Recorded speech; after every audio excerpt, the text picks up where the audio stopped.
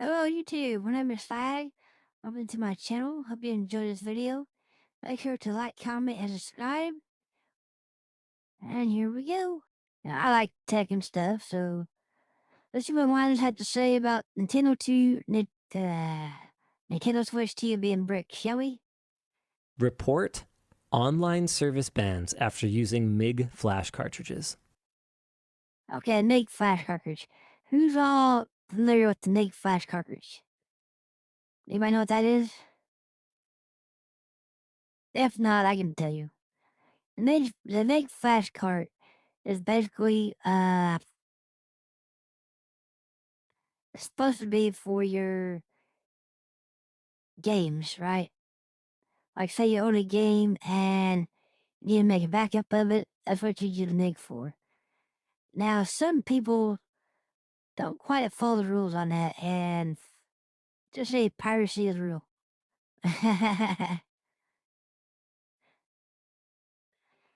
So, Okay, I haven't actually read this yet, but We knew it was my coming. first thing here is, what were you thinking? Being the first one to put a MIG flash cartridge into a Switch 2. Surely you knew the risk, right? Anyway, whether you're loading up games you own or games you've pirated, inserting a MIG card into your Switch 2 is going to result in a bad time. Error code 21344508 will pop up. You will be banned from online activity. YouTuber Scattered Brain received the error message, tried to factory reset their Switch 2, and essentially bricked it because they are no longer able to sign into a Nintendo account. yeah, see, that's the downside of Switch 2.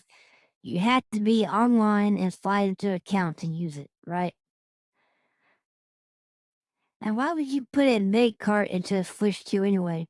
Even the carts you get from Nintendo are just game keys.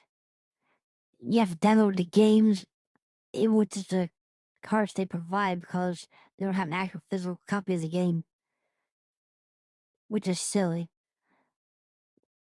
I mean, yeah, other companies have been able to do that, but most of them don't. It's like, I believe PlayStation will if you try to replace the operating system with something else.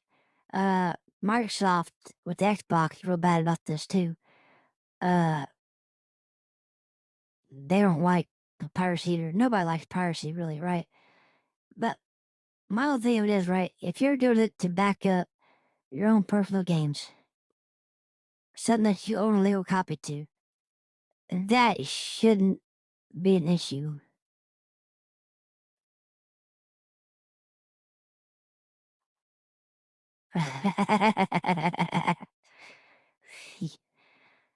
But it's when people get involved with piracy and hacking and stuff that something like this becomes an issue, I guess. But if you legitimately have it for a backup of a physical copy of a game you own, I don't think that something like this should really be an issue. MIG creators are telling users to be extra careful. The cartridge's product page notes that it serves as a backup and development device solely supporting gaming using personal game backups. To maintain the MIG flash warranty during online play, it is essential to utilize self-dumped backups with authentic certificate UID and card set ID. Now, with all of that said, our discussion question is, has Nintendo gone too far? I don't like the e-waste of this. Even outside of the ethical questions of you should own something that you buy, which is a massive important conversation here, but just e-wasting devices, Yeah, that's what we gotta remember. Nintendo is the first game console company to sell their console for a profit. Used to be they sold their consoles for a loss, all of them. And then they made their money back from licensing and games and stuff like that. But Nintendo's the first to sell their console for a profit, right? And for them to just brick a system because they don't like something you do, that's terrible. They're just e-waste in the worst extreme.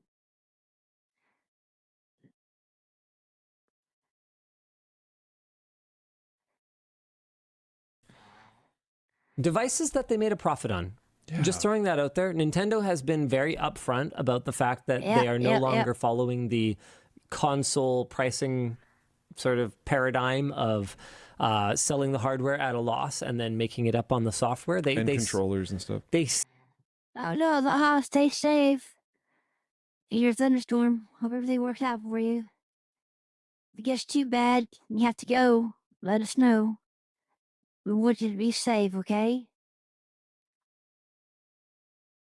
sell the hardware for a profit. Some of it, yeah, to your point, at a very considerable profit. And I don't know, man, this is one of those things where on the one hand, obviously I understand that companies want to try to mitigate piracy and mitigate the let's put ourselves in their heads for a second, right? Like the theft of their intellectual property is how a lot of companies perceive this. And I think, yeah, and I understand all that, right? Don't get me wrong.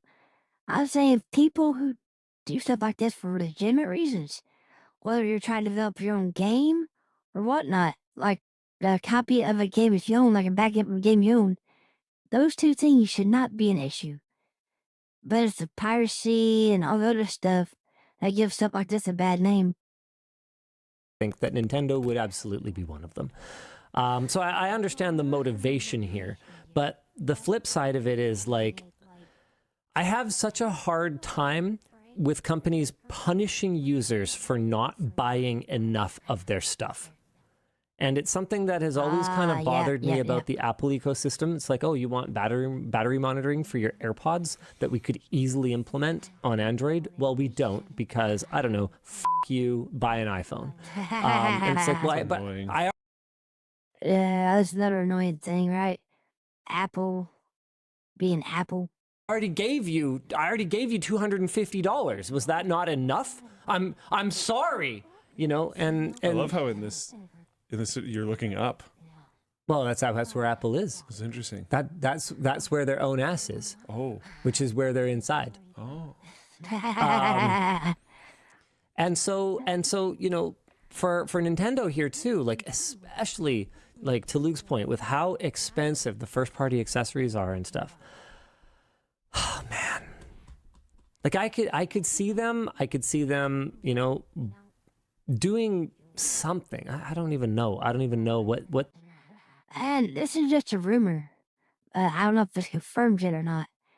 But Nintendo has made it toward a Switch 2 will not recognize third-party controllers. So it's something to keep in mind. I know PlayStation did something similar, but it was still use third-party controllers. You just get a warning message that was not a genuine product, you know what I mean? Not something they made, but third-party made. They still had to use it. The rumor I heard is that with the Switch 2, you cannot use third-party accessories whatsoever. They would do exactly, but forever bricking the console, I just can't. Yeah.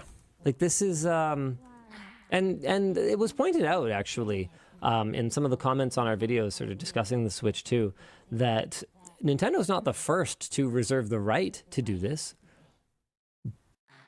Now, he's right about this. Xbox, ever since it came out, has been like this. And they've bricked plenty of systems over the years. But mostly between Xbox and PlayStation, really, they don't do a whole lot of bricking for games. Sometimes they will, depending on how serious it is. Xbox will brick you for cheating. But mostly PlayStation and Xbox will brick you for trying to replace the operating systems. That's a big no-no with them. But to my knowledge, I don't think Sony has ever actually bricked a PlayStation for circumventing. Is that a thing with Sony? That's what someone said in the comments under our videos. So make of that what you will. John Deere or something. No. So this is from. See, that's trying to get you with the EULA though, Spike, right? Because in that EULA, the way they have it set up, and people will argue with this and say I'm wrong, but I don't care. Because Xbox is the exact same way, which is why I'll never own an Xbox. Ever since the first Xbox came out. No matter how much I want to play Halo, I will not own an Xbox.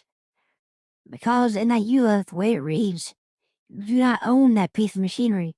You are renting it for an indefinite period of time. And it's that right there that gives them the option to legally brick your system, whatever reason they want.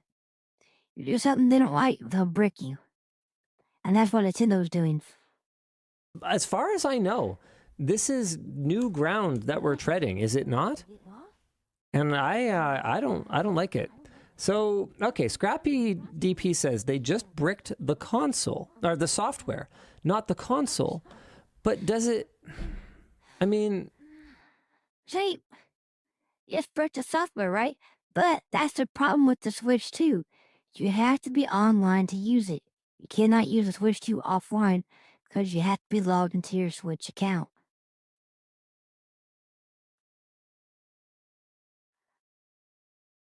Yeah, see? And that's the problem with whether users read.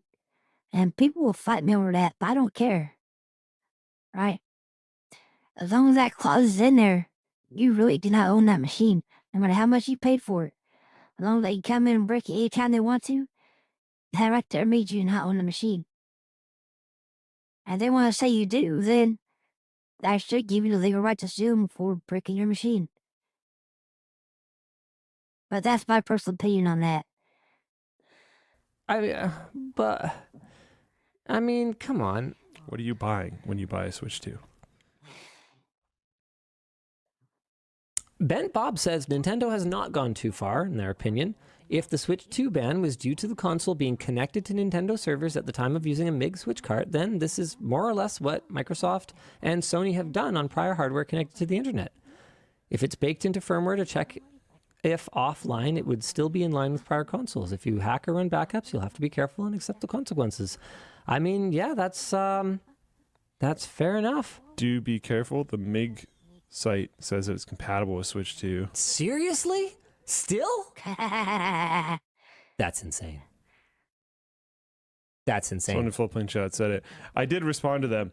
It's not technically false. I mean, yeah. It just, for sure. See, all right, look at it like this, right? You spend, I don't know how much it costs, what, $500-$600 for a Switch 2, right? And then you do something they don't like and end up bricking your system. No matter if they say they're fighting piracy or not, right?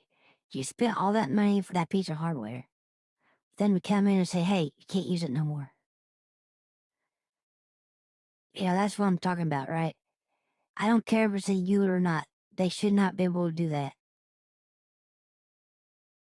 But like I said, Xbox is right behind Sony, or sorry, not Sony, but the Nintendo Switch for doing this. But the Xbox is nowhere near as bad about enforcing it. And PlayStation's the same way. But like I said, with those two, it's mostly we try to overwrite the operating system where they brick the systems.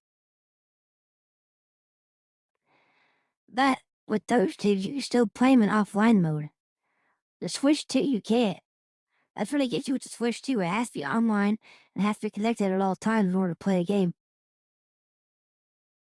Remember, that was a big deal because people say, well, why do I have internet and you can't play? And then other people will say, well, you should have internet in this day and age kind of thing.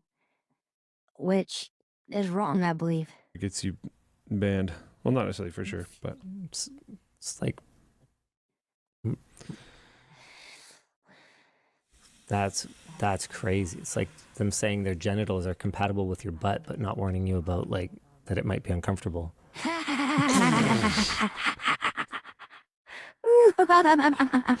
think I'm gonna move on. Switch. Oh, that was a good analogy. Oh.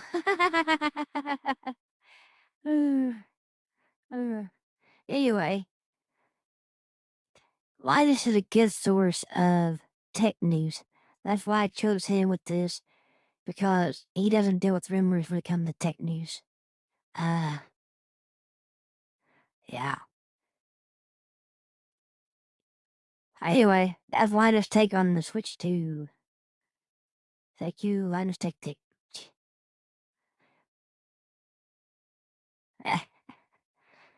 That